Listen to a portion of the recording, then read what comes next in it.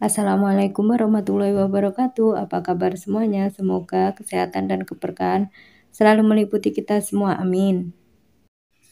Kali ini saya membawakan kisah Nabi Musa alaihissalam ketika lahir di bumi.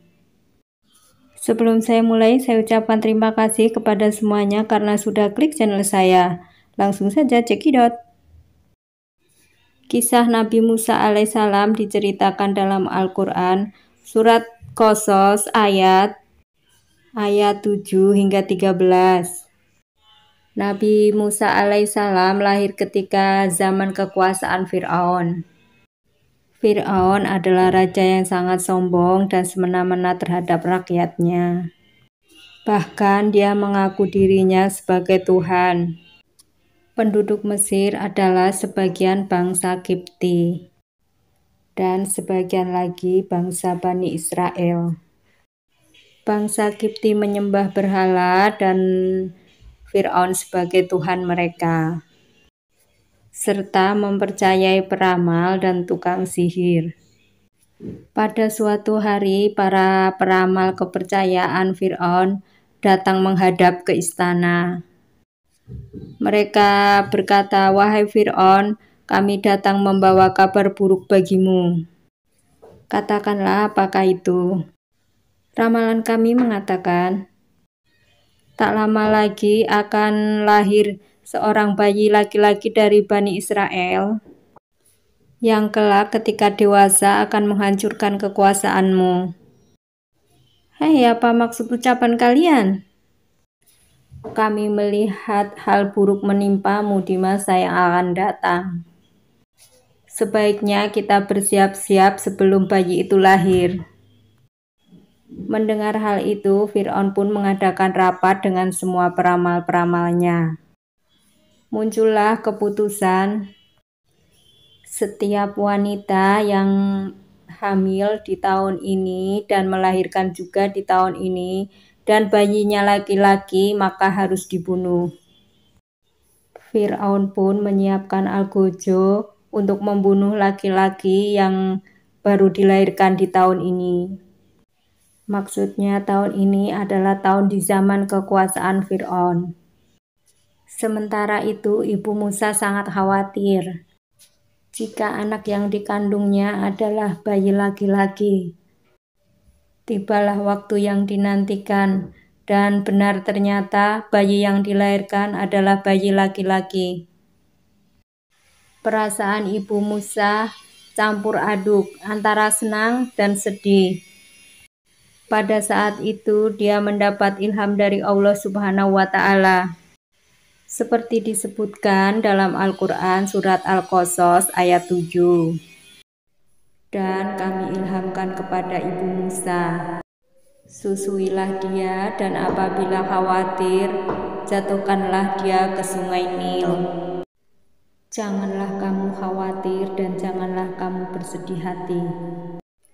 Karena sesungguhnya kami akan mengembalikannya kepadamu dan menjadikannya salah seorang dari para rasul.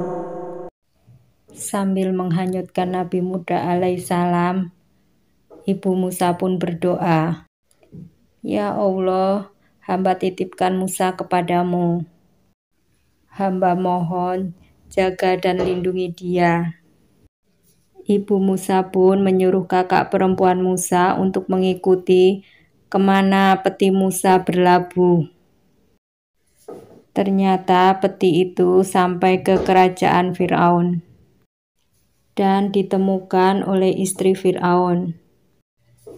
Sambil menimang bayi itu, istri Fir'aun pun berkata, "Wahai bayi yang tampan, sudah sangat lama saya merindukan seorang bayi. Dan sekarang kau hadir di hadapanku." Istri Fir'aun itu sangat senang dan membawa bayi Musa di hadapan Fir'aun. Istri Fir'aun berkata, "Wahai Fir'aun, lihat ini apa yang kubawa." Fir'aun pun bertanya dengan nada marah, "Bayi siapa itu?" Bayi laki-laki ini ditemukan dayang-dayang di sekitar istana. Aku mohon kepadamu untuk dijadikan anak. Kamu tidak sedang bercanda, kan? Bayi laki-laki, apa kamu lupa dengan peraturan yang kubuat? Aku mohon jangan bunuh bayi ini. Entahlah, setiap melihat bayi ini, hatiku sangat bahagia sekali. Dia itu penghibur bagi kita, wahai suamiku. Itu bagimu, tapi bagiku tidak. Setelah melalui perdebatan yang sangat panjang, akhirnya Fir'aun pun luluh juga dengan melihat bayi itu. Aisyah atau istri Fir'aun ini sangat bahagia dan segera mencarikan ibu susu untuk Musa. Namun ternyata Musa tidak mau menyusu kepada ibu susu yang disediakan di istana dan menceritakan kesulitan tersebut kepada istri Fir'aun. Yang mulia, Nabi Musa tidak mau menyusu kepada ibu susu yang sudah ada. Sepertinya kita harus mencari ke pelosok negeri ini. Baiklah, jika kau menemukan perempuan itu, laporkanlah padaku dan akan kuberikan hadiah yang sangat banyak. Mendengar hal tersebut, kakak perempuan Musa pun menawarkan ibunya kepada dayang-dayang istana. Ketika Musa sampai di rumah ibu Musa dan Musa pun menyusu, ternyata Musa menyusu sangat lahap sekali. Tidak ada yang tahu sama sekali bahwa ibu yang menyusui adalah sebenarnya benar-benar ibu kandung Musa. Besok paginya ibu Musa pun pergi ke istana. Istri Fir'aun pun berkata, "Terima kasih wahai ibu, kau telah menyusui Musa.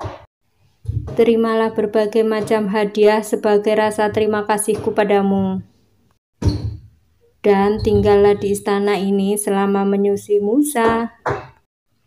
Wahai ratu yang mulia, maafkan hamba tidak bisa tinggal di istana ini karena ada keluarga yang membutuhkan saya di rumah. Jika diperbolehkan, Musa akan saya bawa pulang selama Musa menyusui. Baiklah, kalau begitu tidak ada pilihan lain. Ibu Musa dan bayi Musa meninggalkan istana dengan perasaan bahagia. Seperti disebutkan dalam Al-Quran, surat Al-Qasas ayat 13. Maka kami kembalikan Musa kepada ibunya, supaya senang hatinya dan tidak berduka cita, dan supaya mengetahui bahwa janji Allah adalah benar. Tetapi kebanyakan manusia tidak mengetahuinya. Setelah masa menyusui berakhir, Musa pun dikembalikan ke keluarga Fir'aun. Wahai suamiku, lihatlah, Musa sangat lucu sekali. Tidakkah kau ingin menggendongnya? Bawa kemari anak itu. Dan Fir'aun pun menggendong Musa. Ketika digendong, tiba-tiba Musa menarik jenggot Fir'aun. Ditariknya pun sangat kuat, bahkan sampai tercabut dan berdarah. Seketika itu Musa dilepaskan dari pelukannya. Sambil berkata, "Dasar anak nakal, pasti anak ini yang akan menghancurkan kekuasaanku kelak." Sabarlah wahai suamiku, dia itu hanya seorang anak kecil. Namun Fir'aun pun tetap marah dan memerintahkan pengawalnya mengasah pisau yang sangat tajam untuk membunuh Musa besok. Aisyah pun berpikir bagaimana caranya agar suaminya tidak membunuh Musa. Akhirnya dia mendapatkan sebuah ide. Berkatalah dia kepada Fir'aun, "Wahai suamiku, janganlah kau bunuh Musa. Kita buktikan saja bahwa Musa itu memang masih anak-anak dan tidak mengerti apa-apa tentang masa depan. Apa yang ingin engkau buktikan? Tingkahnya membuatku kesal dan marah. Aisyah pun menyiapkan sepiring roti dan sepiring bara api. Lalu menyuruh Musa memilih satu di antara keduanya. Ternyata Musa memasukkan bara api ke dalam mulutnya. Sontak Musa pun menangis karena kepanasan. Nah, tuh lihat suamiku. Jikalau Musa sudah bisa berpikir, pastilah dia akan memilih roti itu. Tolong urungkan niatmu untuk membunuhnya. Dari peristiwa itu, Fir'aun pun percaya bahwa Musa hanyalah anak-anak biasa, seperti pada umumnya. Dan Musa pun tetap diangkat anak sampai Musa dewasa. Nabi Musa bertambah dewasa dan bertambah pintar. Beliau mempelajari berbagai macam ilmu di istana Fir'aun. Bahkan Nabi Musa alaihissalam pun tahu bahwa dirinya bukan anak kandung Fir'aun, melainkan keturunan dari Bani Israel. Suatu hari Nabi Musa alaihissalam berjalan-jalan di luar istana dan melihat dua orang laki-laki sedang berkelahi. Satu orang Kipti, yaitu penduduk asli Mesir, dan satunya lagi dari kalangan Bani Israel. Nabi Musa alaihissalam pun mendekati mereka berdua. Wahai Musa, tolonglah aku. Nabi Musa pun berniat membantu karena melihat kaumnya yang sedang terdesak. Musa meninju kaum Kipti dengan sekali pukulan. Tak disangka orang tersebut pun langsung jatuh dan meninggal dunia. Nabi Musa alaihissalam pun menyesal dan langsung memohon ampun kepada Allah Subhanahu wa Ta'ala. Ya Allah, ya Robbi, ampuni aku. Aku terpengaruh dengan bisikan setan. Allah pun mengampuninya dan taubat Nabi Musa alaihissalam diterima oleh Allah Subhanahu wa Ta'ala. Seperti disebutkan dalam Al-Quran surat Al-Qasas ayat 16. Maka dia Allah mengampuninya. Sungguh Allah Maha Pengampun lagi Maha Penyayang. Keesokan harinya Nabi Musa alaihissalam pun berjalan di kota dengan perasaan was-was. Lalu dia melihat kembali orang Bani Israel yang ditorong kemarin kembali berkelahi dengan orang Kipti yang lain. Orang Bani Israel itu kembali minta pertolongan kepada Nabi Musa.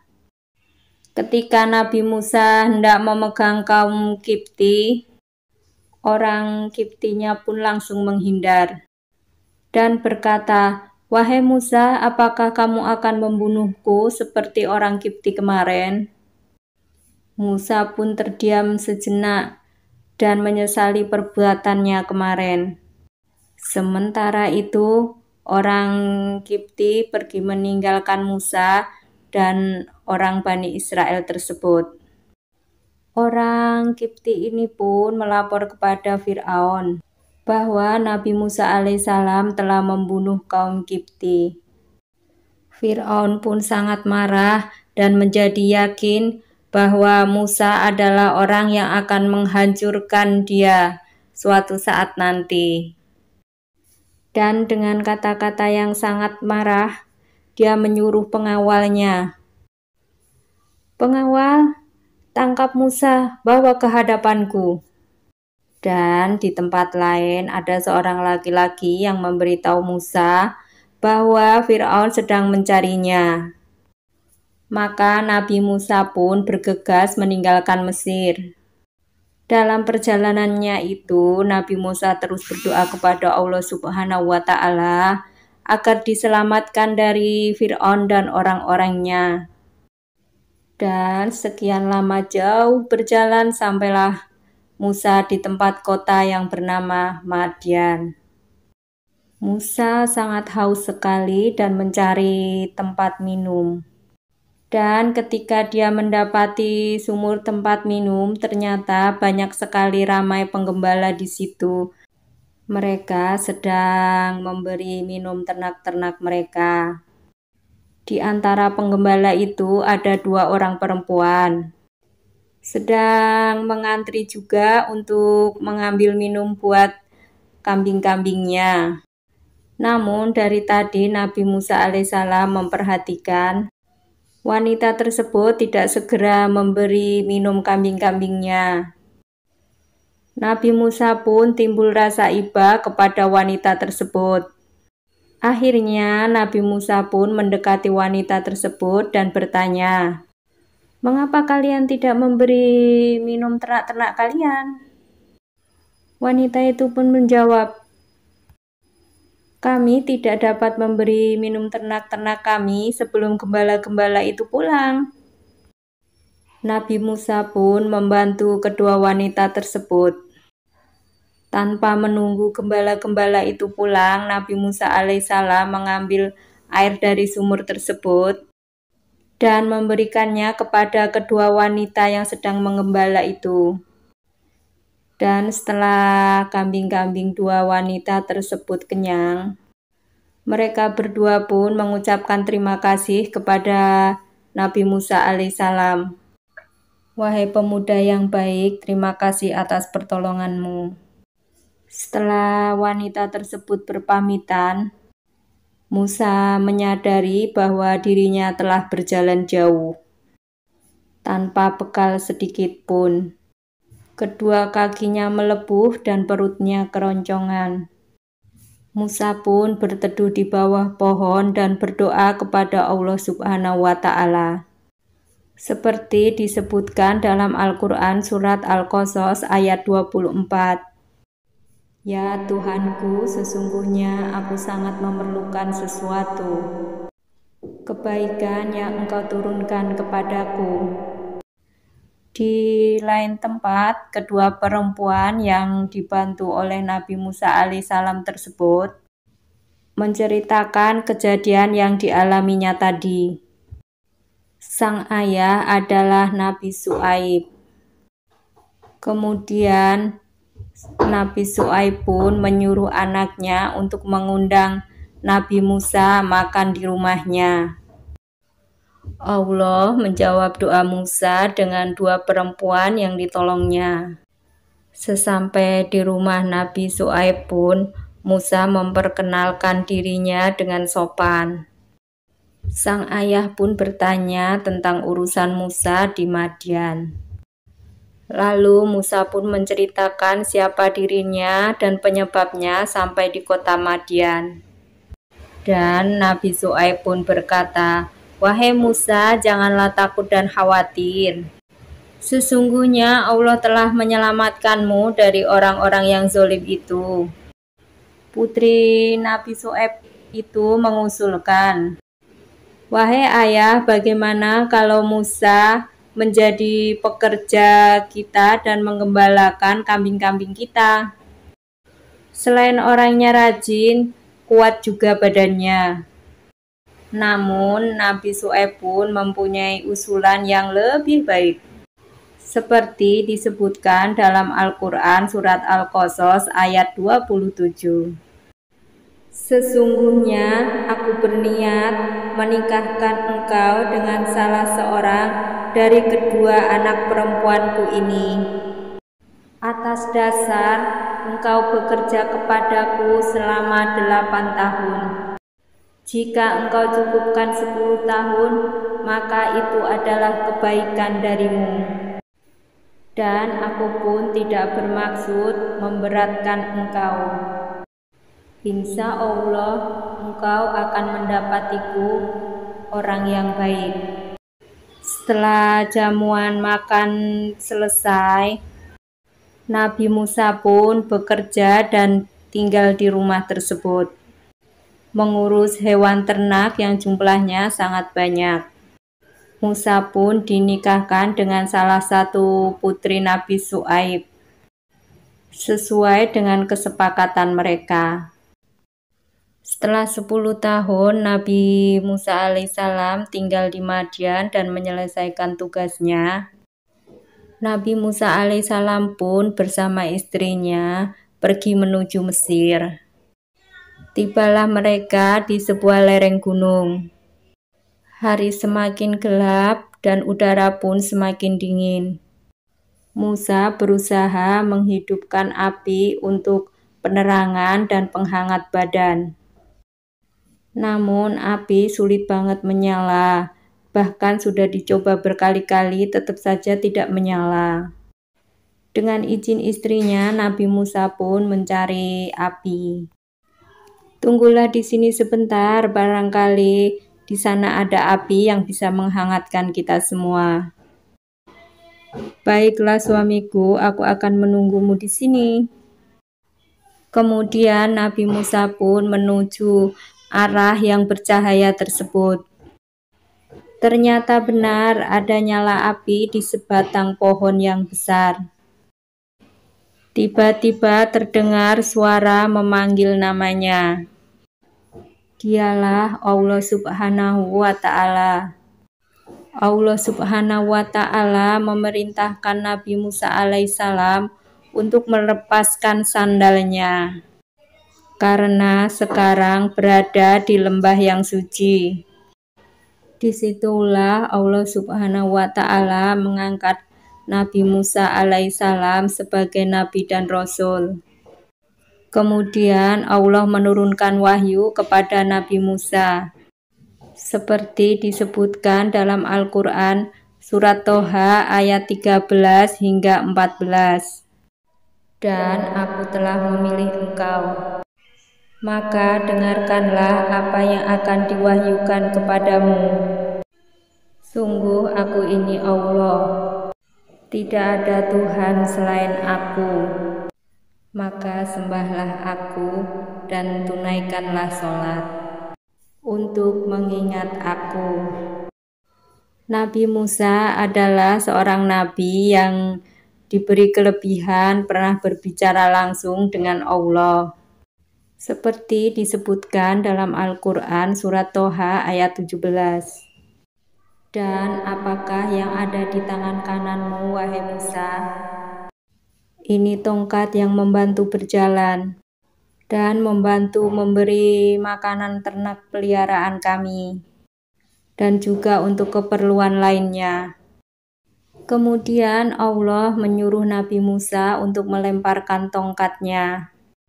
Nabi Musa melemparkan tongkatnya ke tanah dan tiba-tiba tongkat itu berubah menjadi ular yang sangat besar. Nabi Musa sampai mundur ke belakang karena takut melihat tongkatnya menjadi ular yang sangat besar. Allah pun menghibur Nabi Musa yang sangat ketakutan, seperti firman-Nya dalam Al-Quran surat Toha ayat 18. Peganglah ia dan jangan takut, kami akan mengembalikannya seperti dalam keadaan semula. Lalu Allah memerintahkan Nabi Musa alaihissalam untuk memasukkan kedua tangannya ke dalam lengan baju, seperti disebutkan dalam Al-Quran surat Toha ayat 22. Dan kepitlah tanganmu di antara ketiakmu, niscaya akan keluar bercahaya dan tanpa cacat, sebagai mukjizat yang lain. Tugas dakwah Nabi Musa selanjutnya adalah berdakwah kepada Fir'aun. Beliau merasa takut karena dulu secara tak sengaja telah membunuh orang Kipti, penduduk Mesir, yang menyebabkan dirinya lari ke Madian. Nabi Musa pun berdoa, "Ya Allah, mudahkanlah langkahku dalam menghadapi Fir'aun. Jadikan saudaraku Harun untuk teman berdakwah kepada Fir'aun, karena dia lebih pandai dalam berbicara dan berdebat dibanding aku." Permintaan Nabi Musa pun dikabulkan oleh Allah Subhanahu wa Ta'ala. Nabi Musa alaihissalam berdakwah ke Mesir ditemani oleh sepupunya bernama Harun. Harun ini pun diangkat nabi oleh Allah Subhanahu wa Ta'ala. Nabi Harun dan Nabi Musa pun menuju ke istana Mesir. Dalam perjalanan menuju istana, Nabi Musa banyak sekali melihat perubahan di Mesir. Kaum Bani Israel di sini banyak sekali dijadikan budak oleh Fir'aun. Melihat hal itu, Nabi Musa sangat sedih sekali. Nabi Harun dan Nabi Musa alaihissalam pun melanjutkan perjalanan ke istana Fir'aun. Sesampainya di istana, mereka berdua langsung menghadap Fir'aun. Ketika menghadap itu, Fir'aun pun berkata, "Hei Harun, kenapa kamu menghadap dan kamu membawa siapa? Aku hanya mengenalmu, Harun." Nabi Harun pun menjawab, "Ini adalah Musa adikku, aku pikir kau mengenalnya." Nabi Musa alaihissalam pun berkata, "Wahai Fir'aun, kami berdua adalah utusan Allah. Tujuan kami datang ke sini adalah memintamu untuk membebaskan kaum Bani Israel dari perbudakan yang sangat kejam." Dengan nada yang sangat marah sekali, Fir'aun pun berkata, "Oh, jadi kamu Musa yang dari kecil kita besarkan di sini dengan kemewahan, yang telah membunuh rakyatku orang Kipti, dan sekarang meminta sesuatu yang gak masuk akal sama sekali. Dasar kau Musa orang yang gak tahu berterima kasih." Pemberian fasilitas mewah Fir'aun kepada Nabi Musa kecil hingga dewasa tidak sebanding dengan kaum Bani Israel yang dijadikan budak. Nabi Musa menjelaskan kejadian sebenarnya kepada Fir'aun. "Pria yang terbunuh olehku, orang Kipti itu, aku tidak sengaja membunuhnya. Dan aku pun bertobat kepada Allah Subhanahu wa Ta'ala dan Allah pun mengampuniku. Dan ketika aku bertobat keluar dari Mesir, aku pun bertemu dengan Allah Subhanahu wa Ta'ala. Allah pun memberiku pengetahuan dan banyak ilmu, serta mengangkatku menjadi seorang Rasul." "Hai Musa, siapa yang kau maksud Tuhan semesta alam itu?" "Tuhan yang sebenarnya adalah aku, karena akulah yang memberimu banyak ilmu waktu kau kuasuh." "Bukan wahai Fir'aun, Tuhanku adalah Tuhan semesta alam, Tuhan Allah yang menciptakan alam semesta ini." Dan Nabi Harun pun menimpalinya, "Benar ya Fir'aun bahwa Allah adalah Tuhan semesta alam." Fir'aun pun kembali marah, "Omong kosong, pandai sekali kalian membual. Wahai Fir'aun, Allah adalah Tuhanmu dan Tuhan kita semua." Dengan nada yang sangat marah, Fir'aun pun kembali berkata, "Sungguh Tuhanmu itu sudah sangat gila karena telah menyuruh rasul-rasul sepertimu. Dengarkan Musa dan Harun, jika kalian masih menyembah Tuhan selain aku, maka penjara adalah tempatmu." Walaupun Nabi Musa dan Nabi Harun selalu diancam oleh Fir'aun, mereka berdua tetap berdakwah dengan lembut dan percaya bahwa Allah Subhanahu wa Ta'ala akan melindungi mereka. Nabi Musa berkata dengan sopan dan lembut, "Wahai Fir'aun, jika kutunjukkan bukti kerasulanku, apakah kamu akan tetap memenjarakan kami berdua?" Fir'aun pun terdiam sejenak dan memikirkan sesuatu. Fir'aun pun kembali berteriak, "Wahai pengawal, kumpulkanlah semua penyihir istana." Setelah para penyihir yang sangat banyak sekali itu pun berkumpul, lihatlah itu ada Musa dan Harun. Mereka berdua ingin membuktikan kerasulannya. "Dan tunjukkanlah kesaktian kalian agar Musa dan Harun ini tidak besar kepala." Setelah mendapat perintah dari Fir'aun, para penyihir pun rapat. Dan hasil rapat para sihir itu, mereka semua sepakat akan menyihir tali menjadi ular. Namun penyihir itu pun bertanya kembali kepada Fir'aun, "Wahai Fir'aun, jika kita semua dapat mengalahkan Musa, apa yang kami dapat? Tenang saja, apapun yang kalian inginkan akan kuberikan, termasuk menjadi orang kepercayaanku dan terdekat." Akhirnya para penyihir dan Musa pun dibawa ke tengah lapangan agar dilihat oleh semua warga, dengan tujuan untuk mempermalukan Musa dan Harun. Setelah sampai lapangan dan semuanya berkumpul, Nabi Musa pun berkata, "Silahkan kalian mulai dulu." Para penyihir ini pun melemparkan tali-tali kecil ke tengah lapangan, dan tali-tali ini pun berubah menjadi ular. Ularnya pun sangat banyak sekali. Sebenarnya tali-tali itu tidak berubah menjadi ular, hanya pandangan mata mereka saja yang ditutup oleh setan agar melihat itu adalah ular. Lalu Nabi Musa alaihissalam pun melemparkan tongkatnya. Dan tongkat Nabi Musa alaihissalam ini pun berubah menjadi ular yang sangat besar sekali. Dan ular itu memakan ular-ular kecil yang disulap oleh para penyihir tersebut.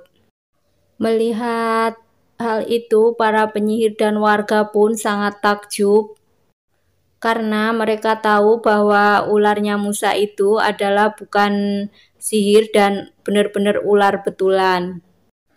Akhirnya warga dan para penyihir itu pun banyak sekali yang mengakui kerasulan Nabi Musa alaihissalam. Mereka semua bersujud dan berkata, "Kami beriman kepada Allah alam semesta, Tuhannya Musa dan Harun."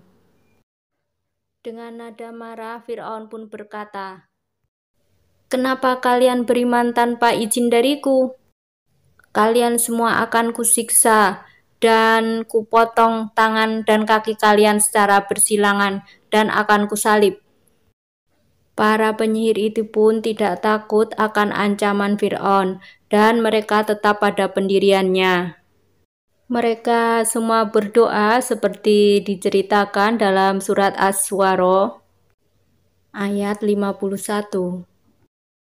"Sesungguhnya kami sangat menginginkan sekiranya Tuhan kami akan mengampuni kesalahan kami, karena kami menjadi orang yang pertama-tama beriman." Itu tadi ringkasan dakwah Nabi Musa alaihissalam dengan salah satu mukjizatnya yang diberikan Allah Subhanahu wa Ta'ala. Diceritakan di episode sebelumnya bahwa Fir'aun dan para penyihirnya telah mengalami kekalahan oleh Nabi Musa alaihissalam. Walaupun mengalami kekalahan, Fir'aun ini pun tidak lantas beriman kepada Allah Subhanahu wa Ta'ala. Bahkan semakin sombong dan semakin sewenang-wenang terhadap Bani Israel. Dengan kesabaran dan ketakwaan yang sangat tinggi, Nabi Harun dan Nabi Musa pun terus berdakwah tak henti-hentinya mendakwahi Fir'aun dan kaumnya. Namun Fir'aun dan kaumnya tetap tidak mau beriman, bahkan semakin sombong. Hanya Bani Israel saja yang mau beriman kepada Allah Subhanahu wa Ta'ala. Nabi Musa alaihissalam berkata kepada Fir'aun, "Wahai Fir'aun, aku tidak meminta kekayaan dan kekuasaanmu sedikit pun. Aku hanya mengajakmu beriman kepada Allah Subhanahu wa Ta'ala." Fir'aun pun menjawab dengan lantangnya, "Wahai Musa, akulah Tuhanmu sebenarnya. Seharusnya engkaulah yang beriman kepadaku." Hari-hari terus berlalu dan keadaan Mesir pun bertambah parah. Kaum Bani Israel selain dijadikan budak juga harus menyembah Fir'aun. Jika tidak mau menyembah, maka akan dibunuhnya. Bahkan, jika ada bayi laki-laki yang lahir dari Bani Israel, maka akan dibunuhnya juga. Pada suatu hari, kaum Bani Israel pun berkata kepada Nabi Musa alaihissalam, "Wahai Musa, kita semua sangat menderita di Mesir ini. Bukankah engkau utusan Allah?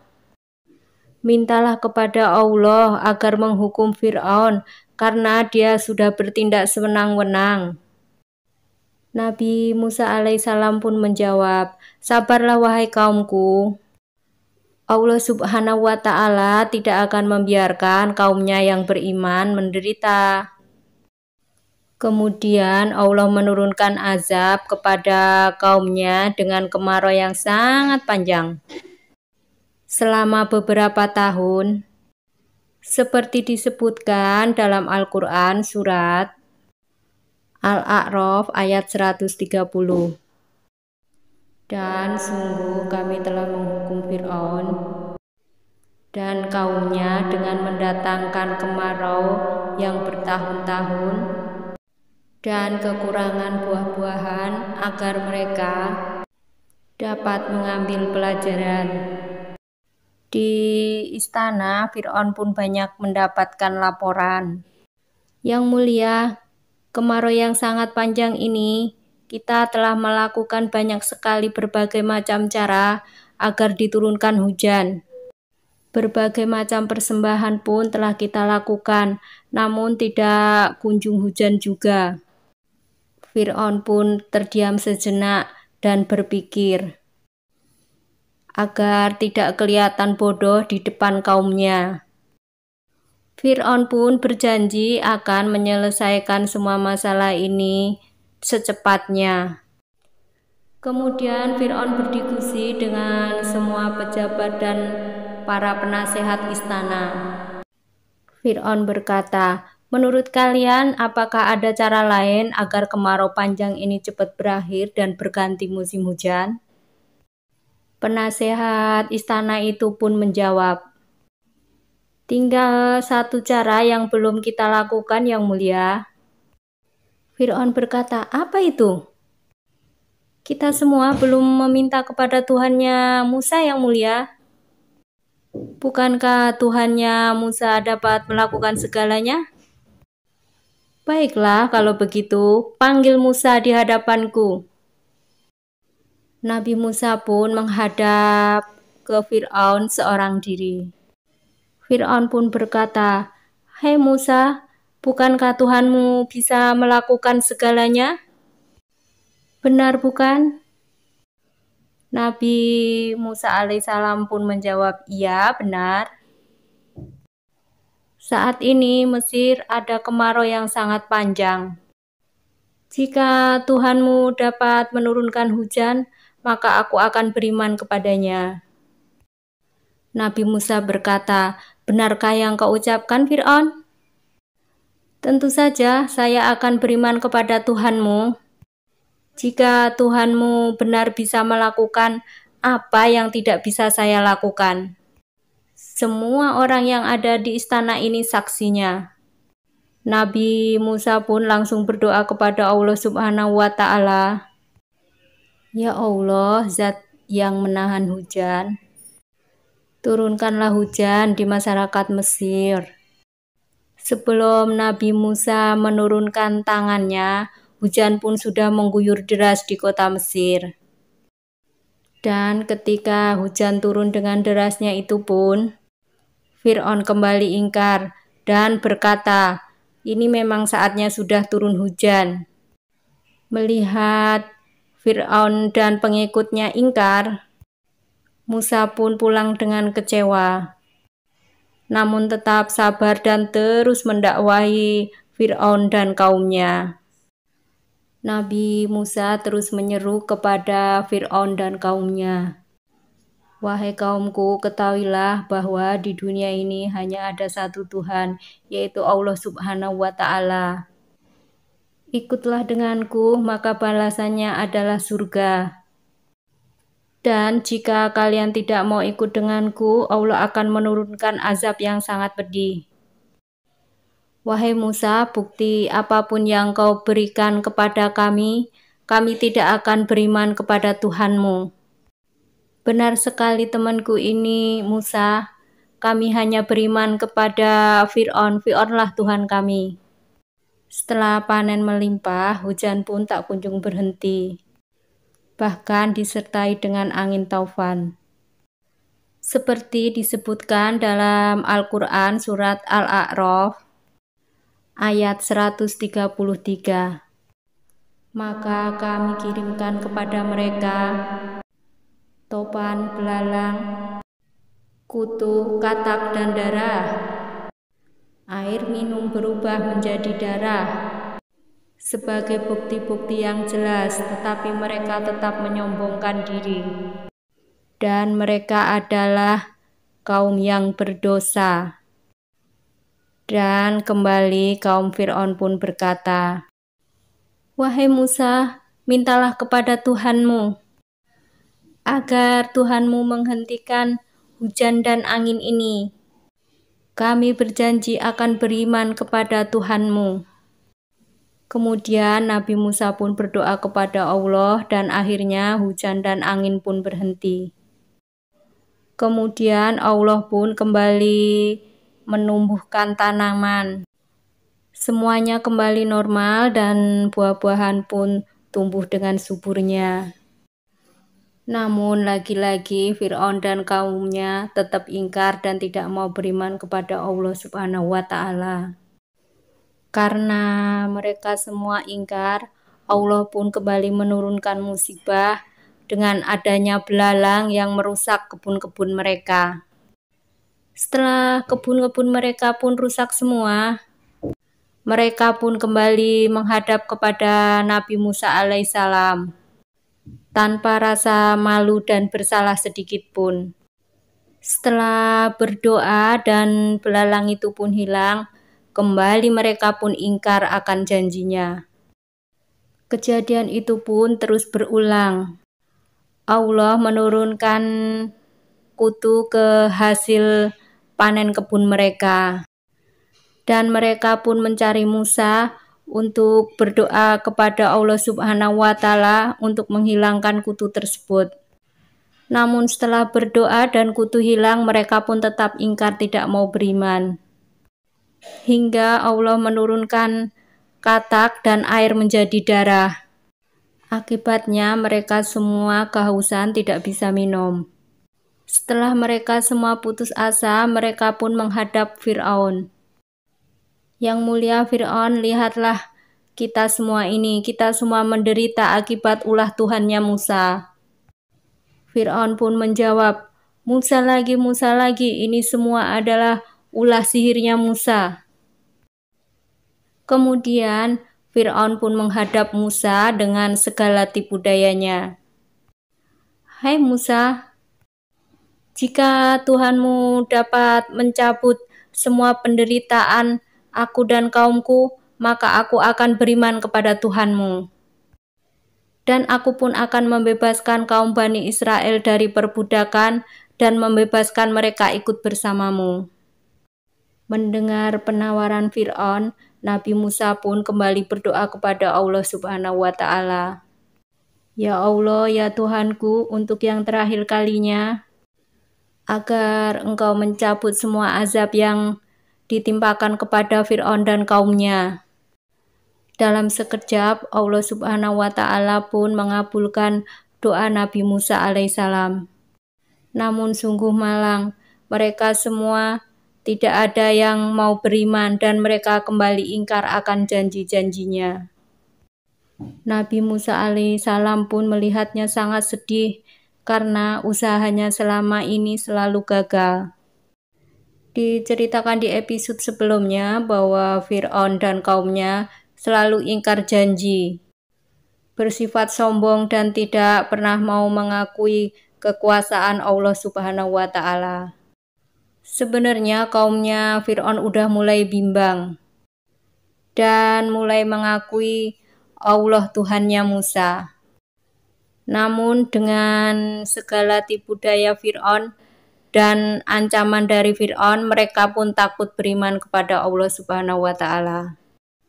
Fir'aun itu berkata, "Wahai kaumku, lihatlah perubahan Mesir yang begitu bagus sekali. Tanah yang subur dan hasil pertanian yang begitu melimpah. Air melimpah begitu banyak. Hewan ternak pun gemuk-gemuk dan sehat-sehat.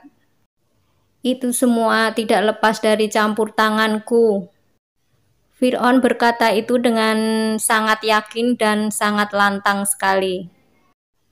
Kaumnya Fir'aun membenarkan ucapan Fir'aun, kecuali kaum Bani Israel. Dan pada kenyataannya, kaum Bani Israel masih dijadikan budak oleh Fir'aun. Akhirnya kaum Bani Israel berduyun-duyun menghadap Nabi Musa alaihissalam. Kaum Bani Israel berkata kepada Nabi Musa, "Hai Musa, kita semua sudah tidak betah tinggal di Mesir. Apakah tidak sebaiknya saja kita pindah dari Mesir?"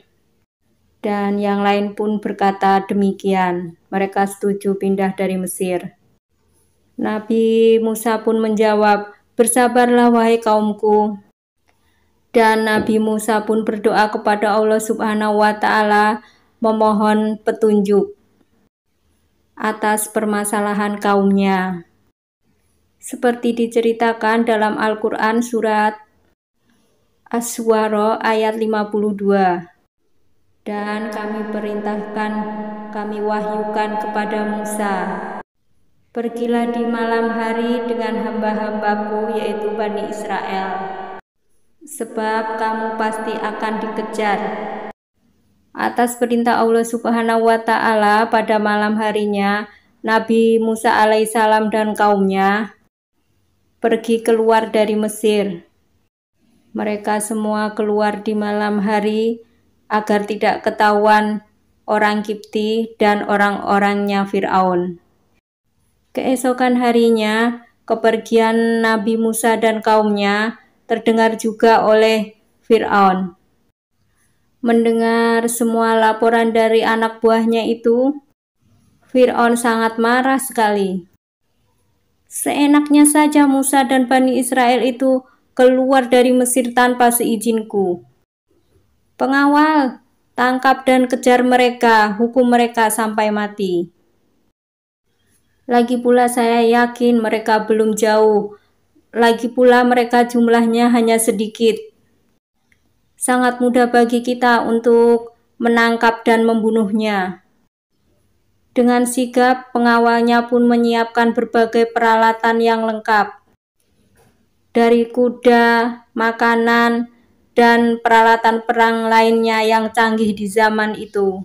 Setelah semua peralatan siap, Fir'aun dan kaumnya pun mengejar Nabi Musa dan kaumnya.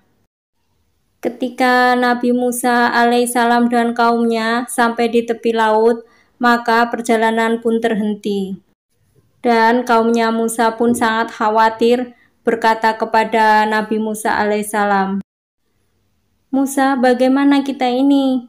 Ini adalah laut yang sangat luas. Kita tidak mungkin menyeberangi tanpa perahu. Sedangkan kita tidak punya apa-apa, nggak mungkin kita balik kembali mengambil peralatan.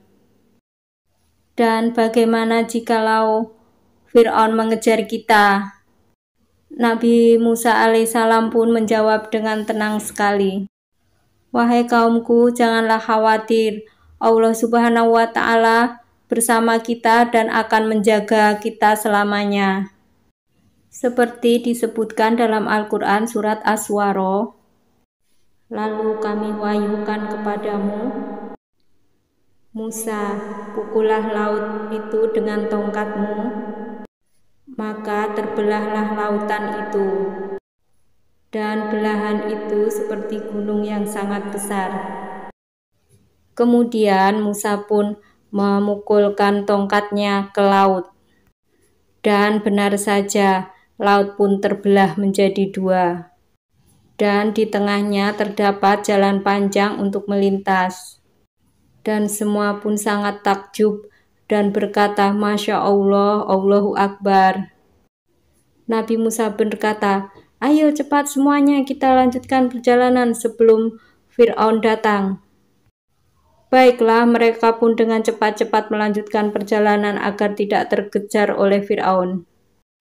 Tidak berselang lama, Fir'aun pun sampai ke tepian Laut Merah. Kaum Fir'aun pun merasa takjub dan aneh melihat laut yang terbelah. Kaum Musa pun berkata, "Apa ini?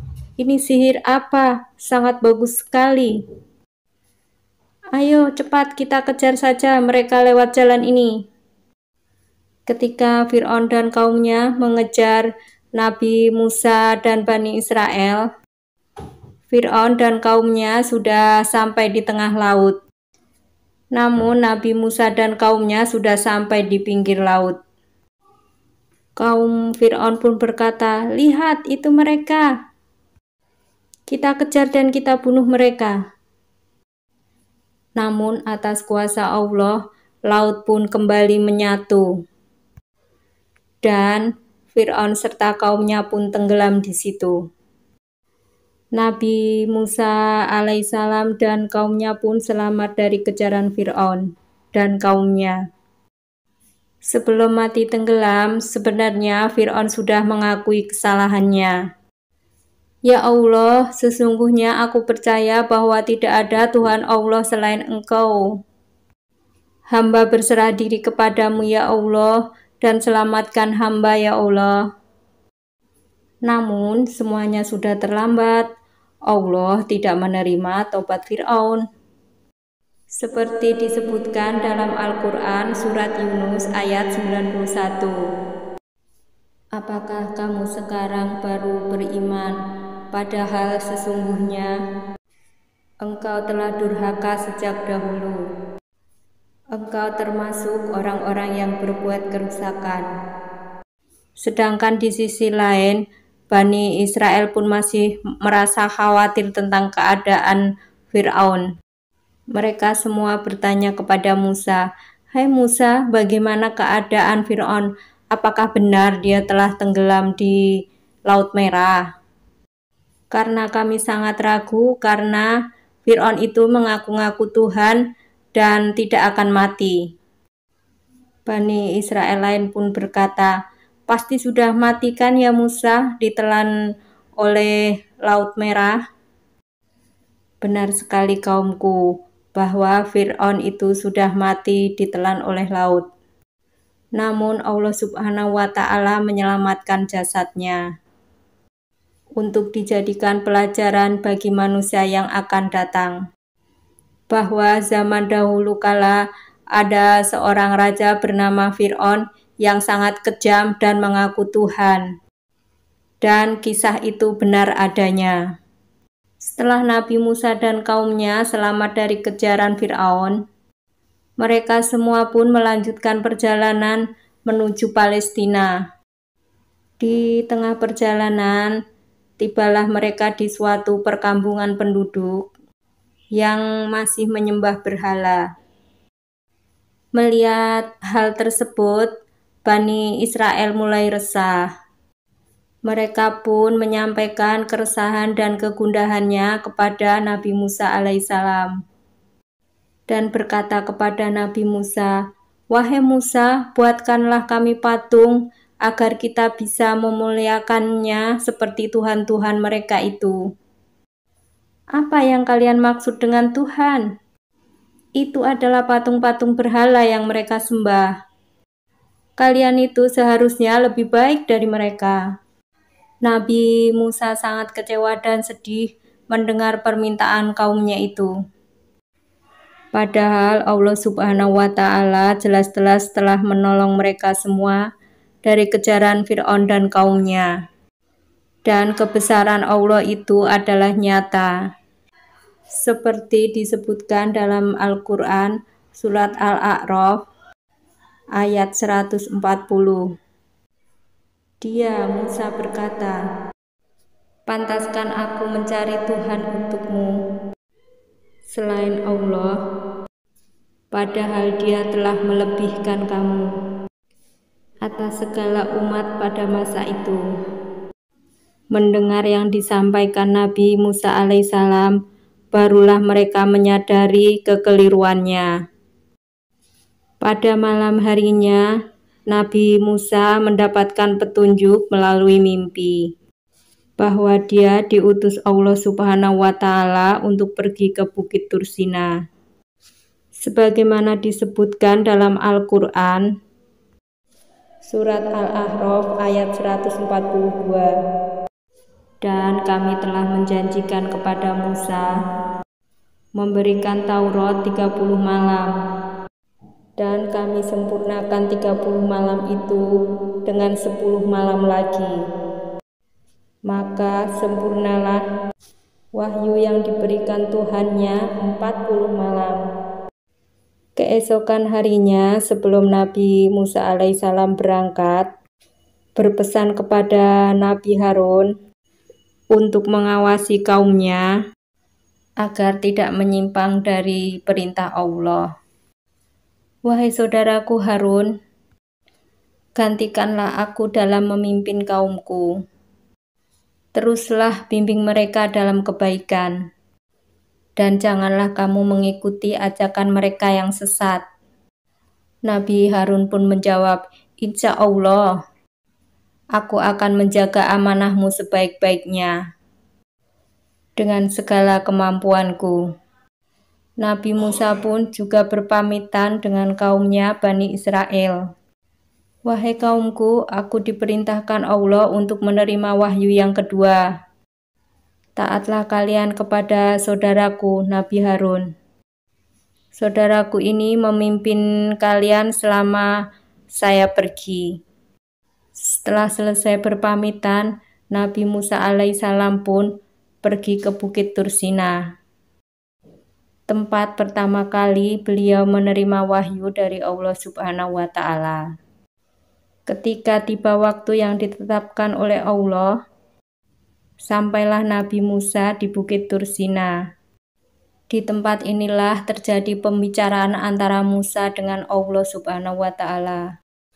Kemudian Nabi Musa alaihissalam berbicara dengan Allah dan berkata, ingin melihat wujud Allah. Ya Allah, ya Tuhanku, tampakkanlah dirimu kepadaku, agar aku dapat melihat Engkau. Allah pun menjawab permintaan Nabi Musa seperti disebutkan dalam Al-Quran, Surat Al-A'raf ayat 143. Engkau tidak akan sanggup melihatku, namun lihatlah ke gunung itu. Jika pada tempatnya, seperti sedia kala, niscaya kau akan melihatku. Ketika Allah menampakkan keagungan di gunung yang ditunjukkan ke Nabi Musa, gunung tersebut hancur. Seketika itu juga Nabi Musa kaget dan pingsan. Beberapa menit kemudian Nabi Musa pun terbangun dan menyadari kesalahannya, bahwa seharusnya dia tidak minta hal tersebut. Kemudian Nabi Musa pun langsung bertobat kepada Allah Subhanahu wa Ta'ala. Subhanallah, Maha Suci Allah, aku bertobat kepadamu ya Allah, dan aku adalah orang yang pertama-tama beriman. Kemudian Nabi Musa mendapat kitab Taurat yang berisi ajaran atau perintah kepada kaumnya, yaitu Bani Israel. Nabi Musa adalah nabi sekaligus rasul yang dipilih Allah untuk menyampaikan risalahnya dan dilebihkan kemampuannya daripada manusia yang lain di kala itu. Selepas kepergian Nabi Musa alaihissalam, kaum Bani Israel pun tidak mau patuh kepada Nabi Harun. Bahkan Nabi Harun pun diancam akan dibunuh jika macam-macam. Sungguh memang Bani Israel itu adalah bangsa yang sangat zalim. Di antara mereka ada yang bernama Samiri. Samiri ini berusaha mempengaruhi Bani Israel agar mau menyembah patung yang dibuatnya. Patung tersebut terbuat dari emas, bentuknya seperti anak sapi. Orang-orang pun mulai percaya bahwa patung itu adalah Tuhan, karena patung tersebut dapat mengeluarkan suara. Padahal sebenarnya suara itu berasal dari hembusan angin yang masuk ke dalam rongga patung dengan teknik yang dibuat oleh Samiri.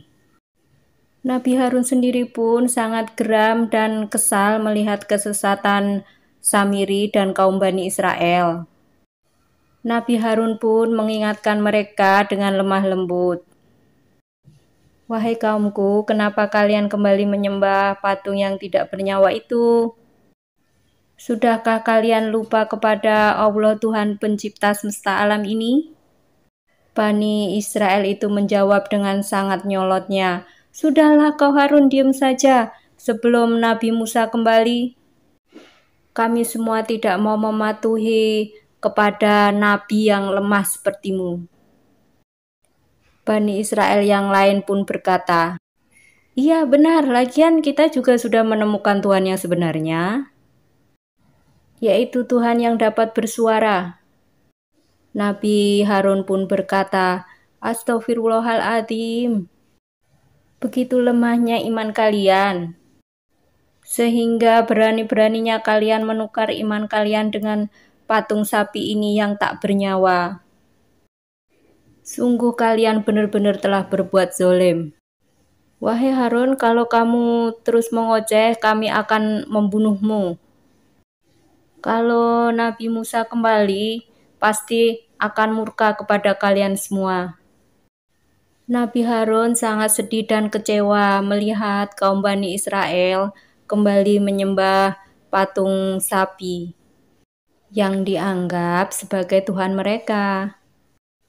Jadi selama ini kaum Bani Israel itu sebenarnya tidak pernah bertaubat. Setelah 40 hari berlalu, Nabi Musa pun kembali ke kaumnya. Melihat kaumnya kembali menyembah patung sapi, Nabi Musa sangat bersedih dan sekaligus sangat kecewa.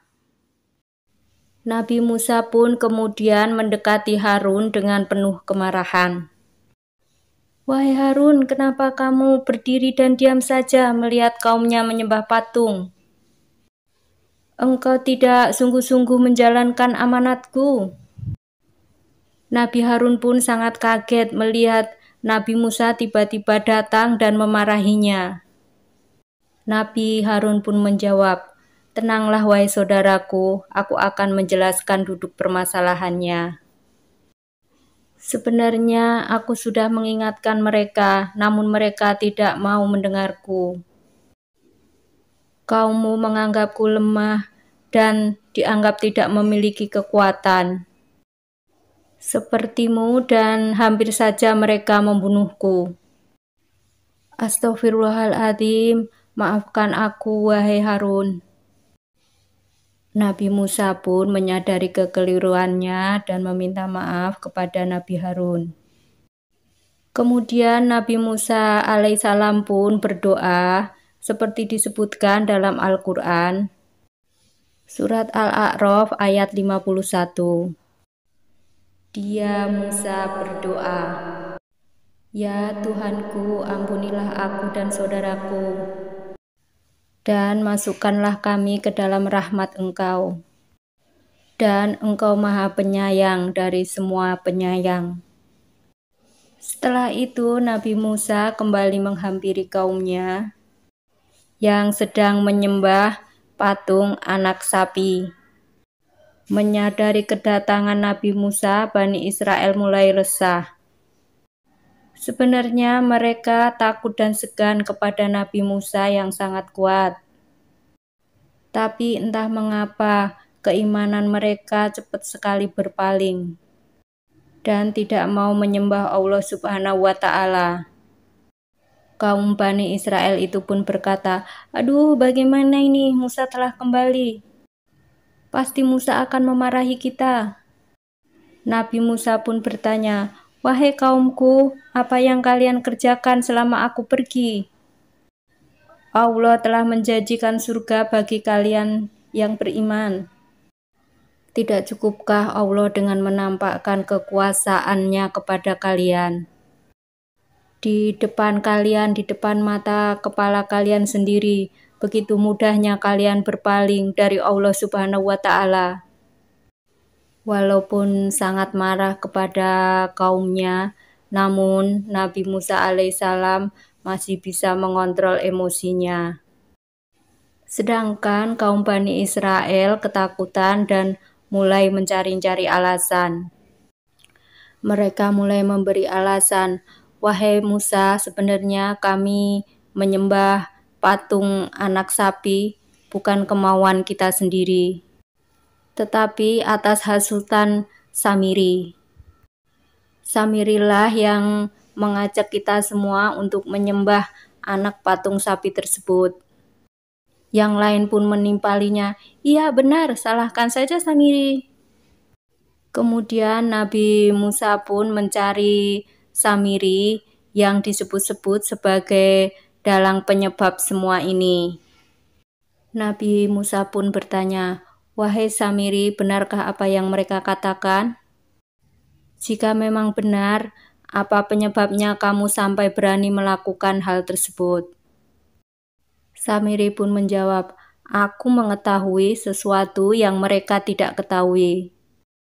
Dengan pengetahuan yang aku miliki, maka jadilah patung anak sapi itu." Mendengar jawaban Samiri, Nabi Musa alaihissalam pun sangat geram dan mengusir Samiri dari tempat itu.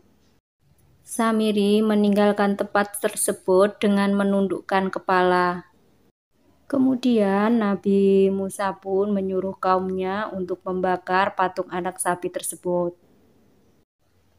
dan membuang apinya ke laut.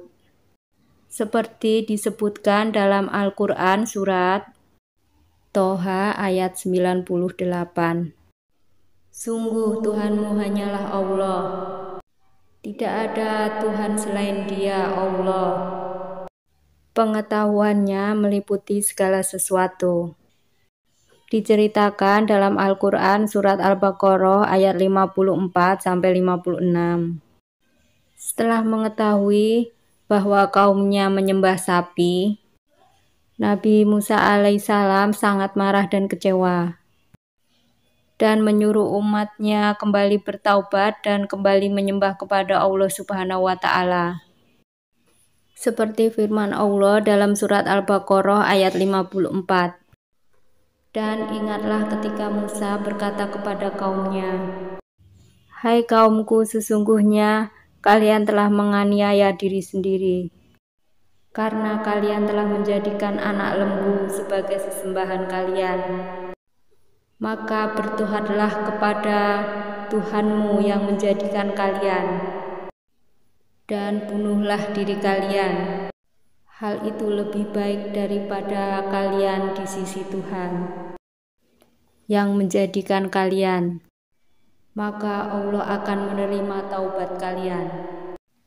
Kemudian Bani Israel itu pun saling membunuh satu sama yang lainnya untuk menebus dosa syirik yang telah mereka lakukan. Tidak semua dari kaum Nabi Musa meninggal. Allah menyisakan yang terbaik dari Bani Israel. Setelah itu, kaumnya yang tersisa, Nabi Musa dan Nabi Harun melanjutkan perjalanan. Tibalah mereka di suatu bukit, dan di saat itulah Nabi Musa hendak bermunajat kepada Allah. Nabi Musa berkata, "Tunggulah kalian di sini, saya hendak bermunajat kepada Allah." Kaumnya itu pun bertanya, "Bolehkah kami ikut wahai Nabi Musa?" Nabi Musa pun menjawab, "Tentu boleh. Mari ikut bersamaku." Namun kaum Bani Israel tetap tidak bisa menyaksikan pembicaraan Allah dengan Nabi Musa alaihissalam, karena dipisahkan oleh tirai, jadi benar-benar tidak melihat. Lalu timbullah rasa penasaran dalam benak Bani Israel. Andai kita dapat melihat wujud Allah dan berbicara seperti Nabi Musa alaihissalam. Dan yang lain pun menimpali, iya, aku juga sangat iri kepada Nabi Musa. Aku juga ingin melihat Tuhanku secara langsung. Bagaimana kalau kita minta saja kepada Musa? Bukankah selama ini permintaan kita selalu dikabulkan, bukan? Dan mereka semua pun menyetujuinya. Setelah Nabi Musa selesai bermunajat, tirai atau pembatas bagi mereka pun hilang. Dan kaum Bani Israel itu pun berkata kepada Nabi Musa, "Wahai Musa, kami juga ingin melihat dan berbicara kepada Allah Subhanahu wa Ta'ala." Bahkan kaumnya pun ada yang mengancam, jika tidak diperlihatkan wujudnya Allah Subhanahu wa Ta'ala, maka mereka pun tidak mau beriman kepada Allah. Mendengar permintaan kaum Bani Israel itu, Nabi Musa pun sangat marah sekali dan tidak paham sebenarnya apa yang mereka pikirkan. Perlakuan kaumnya kali ini emang benar-benar tidak beradab. Dan itulah sebagian gambaran bahwa memang kaum Bani Israel itu bangsa yang sangat ngeyel. Padahal semua mukjizat dan bukti kebesaran kepada Allah sudah diperlihatkan di depan mata kepala mereka sendiri. Tiba-tiba langit sangat gelap, seperti akan turun hujan, dan kilat pun menyambar-nyambar. Seperti disebutkan dalam surat Al-Baqarah ayat 55. Dan ingatlah ketika kamu berkata, "Wahai Musa, kami tidak akan beriman kepadamu sebelum kami melihat Allah dengan jelas." Maka halilintar pun menyambarmu, sedangkan kamu menyaksikannya. Bani Israel akhirnya meninggal seketika itu juga karena tersambar oleh petir.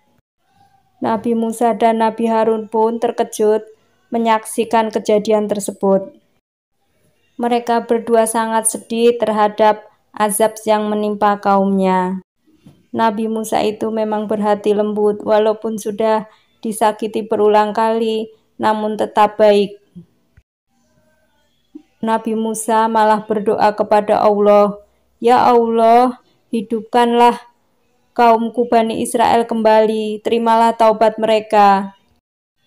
Karena keimanan dan ketulusan hati Nabi Musa alaihissalam, seperti tercantum di dalam Al-Quran surat Al-Baqarah ayat 56. "Kemudian kami membangkitkan kamu setelah mati, agar kamu bersyukur." Kaum Bani Israel yang tersambar petir akhirnya dihidupkan kembali oleh Allah Subhanahu wa Ta'ala. Mereka semua pun menyadari kekhilafannya terhadap Nabi Musa alaihissalam dan kembali bertaubat serta menyembah kepada Allah Subhanahu wa Ta'ala. Pada zaman pemerintahan Nabi Musa alaihissalam terjadi kejadian yang sangat menggemparkan di kalangan kaum Bani Israel. Seorang saudagar kaya raya terbunuh. Mayatnya dibuang di pelataran desa tetangga. Hal ini membuat Bani Israel saling tuduh-menuduh dan akhirnya meminta tolong kepada Nabi Musa untuk menemukan pelakunya. Nabi Musa pun berkata, "Wahai kaumku, aku sudah berdoa kepada Allah Subhanahu wa Ta'ala. Untuk melihat wajah pembunuhnya, ada satu syarat yang harus kalian penuhi." "Apa itu, wahai Nabi Musa?" "Allah Subhanahu wa Ta'ala memerintahkan kalian untuk mencari seekor sapi. Sapi itu sapi betina dan kalian harus menyembelihnya." Mendengar tersebut, mereka kembali menyampaikan kepada kaumnya. Dan ketika di tengah-tengah kaum itu pun, kaum Bani Israel itu berkata, "Bagaimana mungkin kita disuruh menyembelih sapi? Sedangkan leluhur kita sangat menghormati sapi. Kenapa tidak yang lain saja? Aku merasa keberatan." Dan mereka pun sepakat sangat keberatan. Akhirnya keesokan harinya mereka kembali menghadap Musa. Bani Israel itu kembali bertanya kepada Nabi Musa alaihissalam, "Wahai Musa, ini ada orang mati dan kita bertanya, siapa yang membunuhnya? Namun kamu malah menyuruh kami menyembelih sapi betina. Apa hubungannya coba sapi dengan orang mati? Sesungguhnya ini adalah perintah Allah Subhanahu wa Ta'ala agar kalian menyembelih sapi betina." Kaum Bani Israel itu kembali menjawab, "Jangan bodohi kami dengan perintah itu, hai Musa." Hal ini menunjukkan bahwa kaum Bani Israel itu emang selalu membantah perintah Allah Subhanahu wa Ta'ala. Akhirnya Bani Israel itu pun menyerah dan bertanya lagi kepada Nabi Musa alaihissalam, "Ya Musa, jika itu memang benar perintah Allah, tanyakanlah kepada Allah bagaimana ciri-ciri sapi betina tersebut." Allah Subhanahu wa Ta'ala mengatakan bahwa sapi itu tidak tua dan tidak muda, tetapi pertengahan antara tua dan muda itu, maka carilah sapi tersebut. Kaum Bani Israel itu pun kembali pulang di tengah kaum-kaumnya. Namun keesokan harinya mereka kembali menghadap Nabi Musa alaihissalam. "Wahai Musa, kami belum begitu paham tentang sapi itu. Mintalah kepada Allah tentang warna sapi betina tersebut, agar kami mudah mencarinya."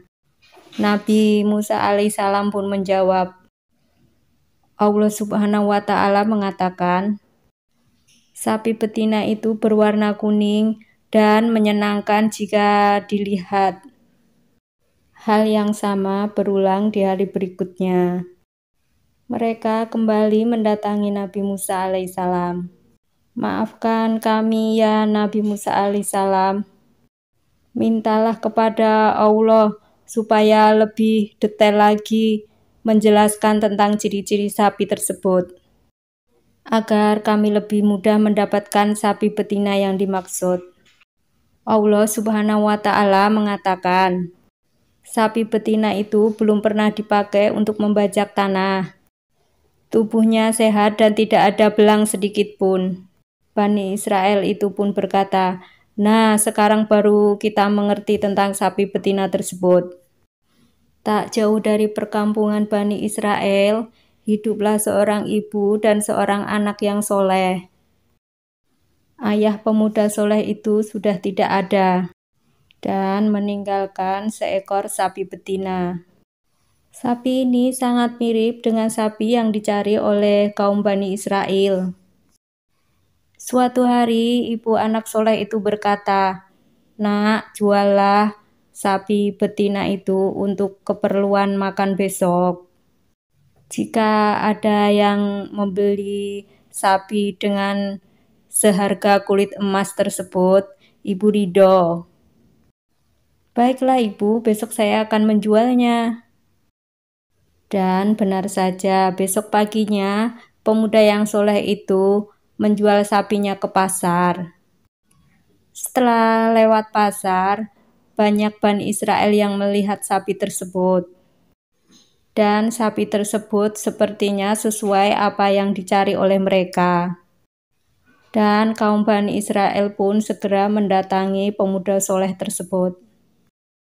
Bani Israel itu bertanya, "Wahai anak muda, apakah kalian akan menjual sapi betina ini?" "Benar Tuan, ibuku menyuruh menjual sapi betina ini." "Berapa harga yang ibumu minta untuk sapi betina ini?"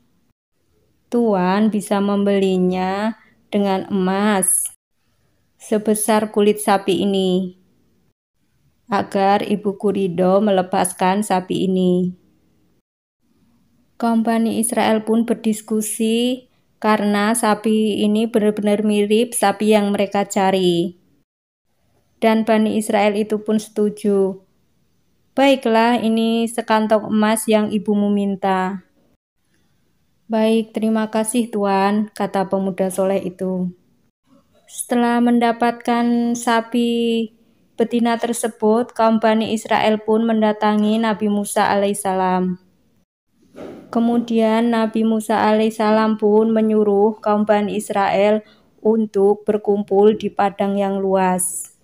Setelah berkumpul di padang yang luas, Bani Israel itu pun berkata, "Wahai Musa, kami telah mendapatkan sapi betina tersebut. Sekarang tunjukkan kepada kami siapa pembunuh laki-laki tersebut, agar kami tidak saling tuduh-menuduh."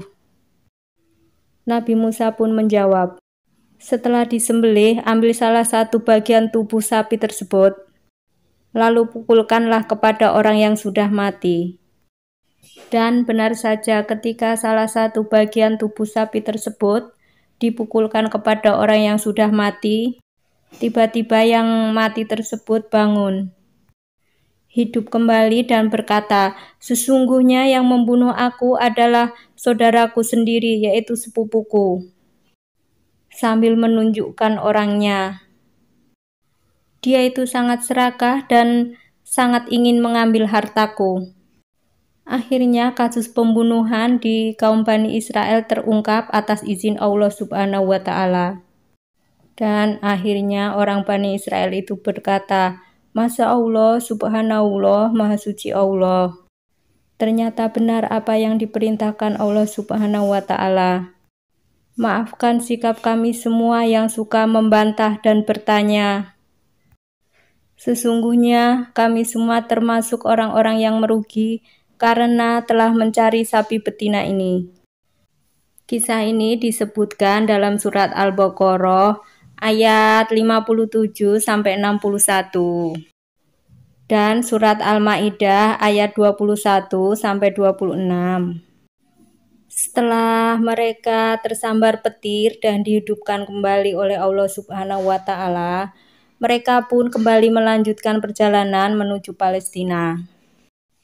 Mereka semua berjalan di padang pasir yang sangat tandus. Bahkan saat itu sinar matahari sangat terik. Namun Nabi Musa dan kaumnya tidak merasa kepanasan sama sekali. Inilah salah satu kenikmatan yang diberikan kepada kaum Bani Israel. Kaum Bani Israel itu pun berkata, "Aneh sekali ya, awan itu selalu mengikuti kita sehingga kita tidak pernah merasa kepanasan." Yang lain pun menimpalinya, "Ya benar, aku pun merasa begitu." Nabi Musa pun berkata, "Wahai kaumku, inilah nikmat Allah yang diberikan kepada kalian semua." Setelah jauh berjalan, kaum Bani Israel dan Nabi Musa pun merasa lapar dan berkata kepada Nabi Musa, "Wahai Musa, sebenarnya kita semua merasa lapar." Dan yang lain pun menimpalinya, "Iya benar, kita semua lapar." Kemudian Nabi Musa pun berdoa kepada Allah Subhanahu wa Ta'ala. Seperti disebutkan dalam Al-Quran surat Al-Baqarah ayat 57. "Kami menurunkan kepadamu mana dan salwa. Makanlah makanan yang baik dari rezeki yang kami berikan kepadamu." Bani Israel sangat lahap sekali memakan makanan dari surga itu. Dan mereka pun berkata, "Wah, lezat sekali makanan ini. Baru pertama kali kita memakannya." Yang lain pun menimpali, "Iya benar Musa, sangat lezat sekali." Kemudian Nabi Musa pun menjawab, "Semua makanan itu dari Allah dan dari surga, makanya kalian harus tetap bersyukur dan menyembah kepada Allah Subhanahu wa Ta'ala." "Tapi Musa, sekarang kami memang sudah kenyang, namun kita semua sekarang kehausan." Kemudian Nabi Musa pun kembali memohon kepada Allah seperti yang disebutkan dalam Al-Quran surat Al-Baqarah ayat 60. Lalu kami Allah berfirman, "Pukullah batu itu dengan tongkatmu." Kemudian Nabi Musa pun memukulkan tongkatnya. Bismillahirrahmanirrahim. Maka muncullah 12 mata air dari sisi-sisi batu tersebut. Dan setiap suku tahu di mana tempat minum masing-masing. Air itu pun lebih dari cukup untuk menghilangkan hausnya kaum Bani Israel. Setelah mereka selesai makan dan minum, mereka semua pun melanjutkan perjalanan menuju Palestina. Setibanya di Palestina, Nabi Musa pun berpesan, "Wahai kaumku, kita semua diperintahkan oleh Allah Subhanahu wa Ta'ala untuk menempati sebuah negeri yang sangat diberkahi, yaitu Palestina. Namun sebelum menempatinya, kita diperintahkan untuk memeranginya karena Raja Palestina saat ini sangat zalim dan kejam." Mendengar perintah dari Allah tersebut, kaum Bani Israel sangat ketakutan. Mereka saling berpandangan satu sama yang lain. "Wahai Musa, kami kalau disuruh berperang sangat takut, apalagi penguasa itu kan sangat kuat dan kejam." Tampak dua orang laki-laki maju ke depan, yaitu Yosua dan Kaleb. Golongan di antara mereka yang bertakwa angkat bicara, "Mari kita masuki gerbang Palestina dari pintu itu. Pasti kita akan menang, karena Allah Subhanahu wa Ta'ala selalu bersama kita." Namun yang lain pun berkata, "Wahai Musa, tapi kami tetap tidak mau memasuki Palestina selama Palestina masih dipimpin oleh seorang pemimpin yang sangat kejam itu." Bahkan yang lain pun menimpalinya, "Lah kenapa enggak kalian saja yang berperang melawan Palestina? Setelah kita menang, baru kita masuk ke Palestina maksudnya. Pokoknya kami akan menunggu aja di sini, kami sungguh takut." Itulah sifat asli kaum Bani Israel yang benar-benar kelewatan. Padahal Allah Subhanahu wa Ta'ala begitu banyak sekali memberi kenikmatan. Mendengar hal tersebut, Nabi Musa pun sangat marah dan kecewa. Kemudian Nabi Musa pun berdoa kepada Allah agar dijauhkan dari kaumnya yang sangat membangkang.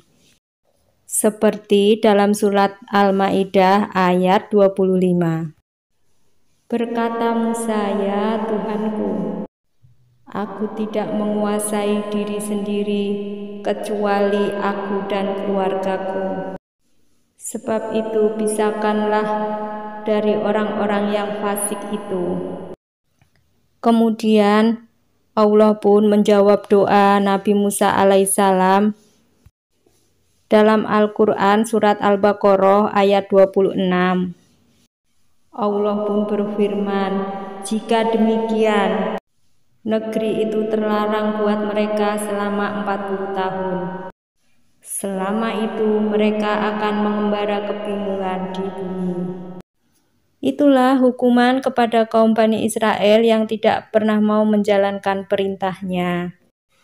Dan selama 40 tahun pun kaum Bani Israel hidup di padang pasir dengan terlunta-lunta.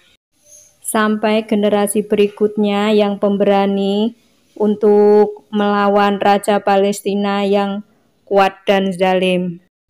Kaum Bani Israel yang pemberani ini berperang melawan Raja Palestina dipimpin oleh Nabi Yosua setelah wafatnya Nabi Musa alaihissalam dan meraih kemenangan. Itu tadi rangkuman kisah dakwah Nabi Musa alaihissalam ketika kaumnya mendapat perintah berperang kepada Raja Palestina yang kuat dan zalim. Jika saya salah dalam menyampaikan cerita, saya mohon maaf sebesar-besarnya, karena sesungguhnya kebenaran hanya milik Allah Subhanahu wa Ta'ala. Jika ada yang kurang, boleh ditambah di kolom komentar. Akhir kata, wassalamualaikum warahmatullahi wabarakatuh. See you next video.